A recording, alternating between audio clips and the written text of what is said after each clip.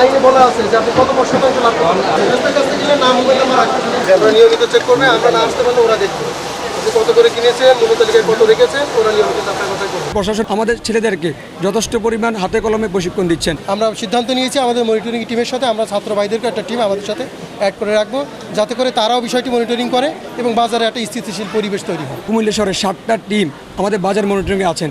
ইতিমধ্যে আমাদের প্রশাসন আমাদের সাথে যুক্ত হয়েছেন, আমাদের ছেলেদেরকে যথেষ্ট পরিমাণ হাতে কলমে প্রশিক্ষণ দিচ্ছেন। আশা করি আমাদের প্রশাসন আমাদের সাথে থাকবেন পরবর্তী প্রোগ্রামের জন্য এবং আমরা ছাত্র সমাজের পক্ষ থেকে প্রশাসনের যথেষ্ট সহযোগিতা করব। শিক্ষার্থীরা শিখতে পারছে কিনা কিভাবে মনিটরিং করতে হবে? যে শিক্ষার্থী আমাদের যথেষ্ট জ্ঞানের অভাব ছিল, আমাদের যথেষ্ট জ্ঞান ছিল, এর মধ্যে দিয়ে আমরা কার্যক্রম চালিয়ে গিয়েছি। এর মধ্যে প্রশাসন আমাদেরকে হাতে কলমে আজকে আমাদের প্রশিক্ষণ দিয়ে যাচ্ছে আমাদের ছাত্রদেরকে। ছাত্র ভাইয়েরা যে বাজারগুলি মনিটরিং করছে স্বতঃস্ফূর্তভাবে আমরা একটা সাধুবাদ জানাই। একই সাথে আমরা তো নিয়মিত কাজগুলি করি, যেহেতু তারাও কাজগুলি করছে, আমরা চাই যে আমরা সম্মিলিতভাবে কাজগুলি করি।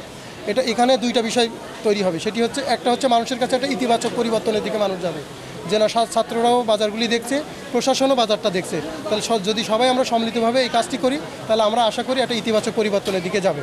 এবং আমরা চাই যে এভাবে কাজটি চলুক। আমরা ছাত্রদের কাছ থেকেও সাধুবাদ জানাই, আমরাও কাজটা করি।